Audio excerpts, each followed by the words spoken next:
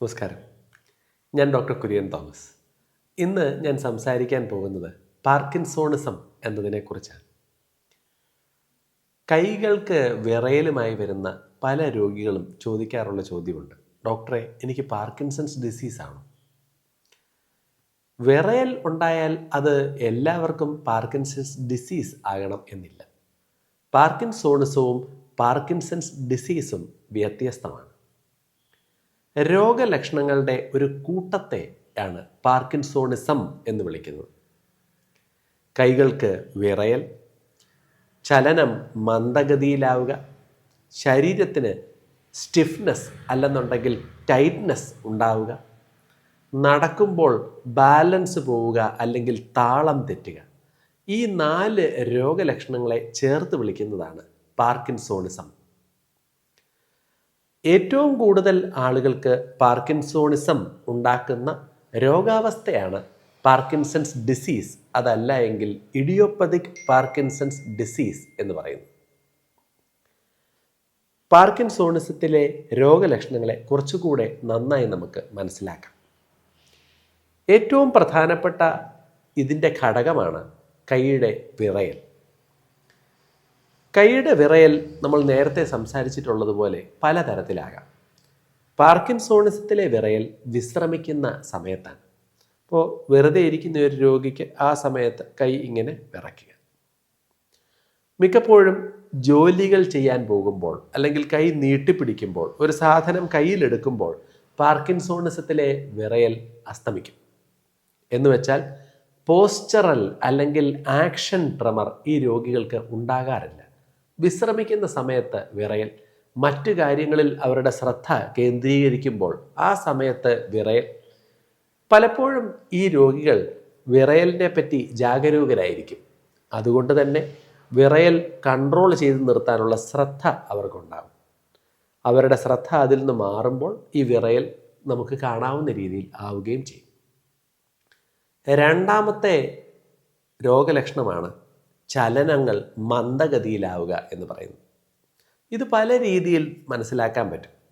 ചിലപ്പോഴൊക്കെ രോഗികൾ നടക്കുമ്പോൾ അവർ കൈ ആട്ടുകയില്ല, കൈ സൈഡിൽ ഇങ്ങനെ പിടിക്കും, കൈ ആട്ടാതെ നേരെ നടക്കുക. നമ്മളൊക്കെ സംസാരിക്കുമ്പോൾ ഇപ്പം ഞാൻ സംസാരിക്കുമ്പോൾ കണ്ടില്ലേ, ഞാൻ കൈ എടുത്ത് ഇങ്ങനെ ആംഗ്യങ്ങൾ കാണിച്ചുകൊണ്ടാണ് സംസാരിക്കുന്നത്. പാർക്കിൻസോണിസം ബാധിച്ച രോഗിക്ക് ഈ ചലനങ്ങൾ ഉണ്ടാവുകയില്ല, കൈ താത്തിയായിരിക്കും. അപ്പോൾ നമ്മുടെ സംസാരത്തിലുള്ള അസോസിയേറ്റഡ് മൂവ്മെൻറ്റ്സ്, കൈയെടുത്തുള്ള ഇങ്ങനെയുള്ള ആംഗ്യവിക്ഷേപങ്ങൾ ഈ രോഗികൾക്ക് ഉണ്ടാവുകയില്ല. ഇതുകൂടാതെ മുഖഭാവങ്ങൾ കുറയുക.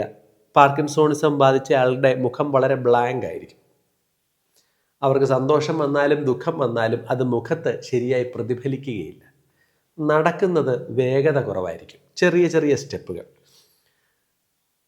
അപ്പോൾ എല്ലാ തരത്തിലും ചലനവും ചിന്ത വരെയും മന്ദഗതിയിലാവുക എന്നതാണ് പാർക്കിൻസോണിസത്തിലെ രണ്ടാമത്തെ രോഗലക്ഷണം. മൂന്നാമത്തെ രോഗലക്ഷണമാണ് സ്റ്റിഫ്നെസ്. ഇതിനെ റിജിഡിറ്റി എന്നാണ് പാർക്കിൻസോണിസത്തിൻ്റെ ഭാഗമായി ഞങ്ങൾ വിളിക്കാറുള്ളത്. സ്പീഡ് കുറയുന്നതിനെ ബ്രാഡിക്കൈനേസിയ എന്നും. ഈ സ്റ്റിഫ്നെസ് അല്ലെങ്കിൽ ശരീരം ടൈറ്റ് ആവുക, മുറുകുക എന്ന് പറയുന്നതിലേക്ക് വരുമ്പോൾ രോഗിയുടെ ബോഡി വളരെ സ്റ്റിഫായിരിക്കും. കൈയൊക്കെ അനക്കാൻ നോക്കുവാണ് എന്നുണ്ടെന്നുണ്ടെങ്കിൽ അത് ഫ്രീ ആയിട്ട് കറങ്ങുകയില്ല, ടൈറ്റ് ആയിരിക്കുന്നു. ശരീരം അനക്കാൻ നോക്കുമ്പോൾ ടൈറ്റ് ആയിരിക്കുന്നു. ഇതിനെയാണ് റിജിഡിറ്റി എന്ന് വിളിക്കുന്നത്. ഏറ്റവും അവസാനത്തെ രോഗലക്ഷണമാണ് ശരീരത്തിൻ്റെ താളം തെറ്റുക അല്ലെങ്കിൽ ബാലൻസ് ഇല്ലാതാവുക.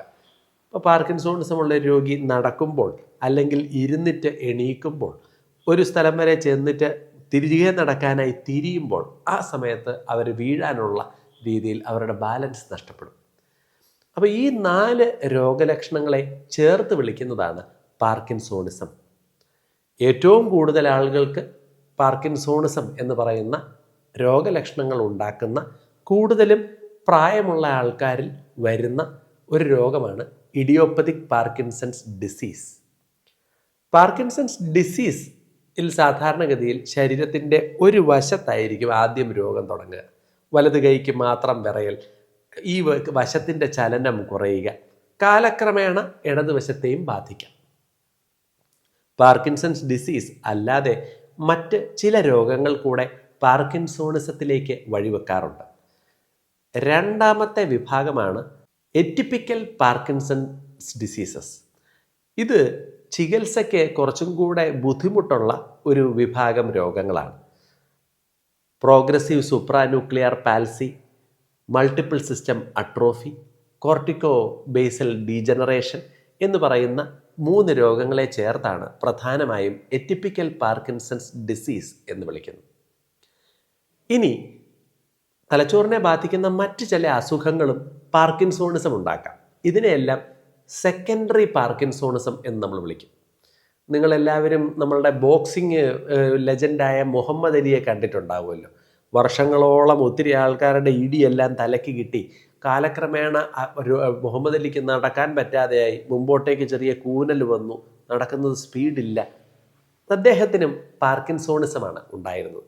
അപ്പം തലയ്ക്ക് കാലങ്ങളോളം വീണ്ടും വീണ്ടും ഉണ്ടായ ക്ഷതം പാർക്കിൻസോണിസത്തിലേക്ക് വഴിവെച്ചു. ഇതിനെ ഡിമെൻഷ്യ പുജിലിസ്റ്റിക്ക, അതല്ല എങ്കിൽ ബോക്സിങ് ചെയ്യുന്ന ആൾക്കാരിൽ ഉണ്ടാകുന്ന പാർക്കിൻസോണിസത്തിൻ്റെ വകഭേദമെന്നാണ് വിളിക്കുന്നത്. മറ്റു സെക്കൻഡറി പാർക്കിൻസോണിസത്തെ പറ്റി ചിന്തിച്ചാൽ തലച്ചോറിലെ ബേസൽ ഗാംഗ്ലിയ എന്ന് പറയുന്ന സ്ഥലത്ത് ക്ലോട്ടിങ്, സ്ട്രോക്ക് ഉണ്ടായാൽ അവർക്ക് പാർക്കിൻസോണിസം ഉണ്ടാകാം. ചില മരുന്നുകളൊക്കെ പാർക്കിൻസോണിസത്തിലേക്ക് വഴിവെക്കാം. ഉദാഹരണത്തിന് മാനസിക രോഗത്തിനായി കൊടുക്കുന്ന ചില മരുന്നുകൾ, റിസ്പെരിഡോൺ, ഹാലോപെരിഡോൾ എന്നൊക്കെയുള്ള ചില മരുന്നുകൾ, ഗ്യാസിൻ്റെ പ്രശ്നങ്ങൾക്ക് വേണ്ടി കൊടുക്കുന്ന ലീവോസൾപ്പറേറ്റ്, ചിലപ്പോഴൊക്കെ തലചുറ്റലിന് വേണ്ടി നീണ്ട കാലം കഴിക്കുന്ന ചില മരുന്നുകൾ. ഇങ്ങനെയുള്ള മരുന്നുകൾ എപ്പോഴും ഡോക്ടറിൻ്റെ നിരീക്ഷണത്തിൽ കാലാകാലങ്ങളിൽ ഡോക്ടറിനെ കൺസൾട്ട് ചെയ്തുകൊണ്ട് മാത്രമേ കഴിക്കാൻ പാടുള്ളൂ. അതല്ല എങ്കിൽ ചിലപ്പോൾ പാർക്കിൻസോണിസമൊക്കെ ഉണ്ടായി പിന്നെ തിരിച്ച് ശരിയാക്കാൻ പറ്റാത്ത രീതിയിൽ മോശമായ അവസ്ഥയിലേക്ക് നീങ്ങാം. ചില ടോക്സിനുകളൊക്കെയും പാർക്കിൻസോണിസം ഉണ്ടാക്കാം. ആർസനിക്, കാർബൺ മോണോക്സൈഡ് എങ്ങനെയൊക്കെയുള്ള ടോക്സിൻസ് തലച്ചോറിനെ ബാധിച്ചാൽ അവർക്കും പാർക്കിൻസോണിസം ഉണ്ടാകാം.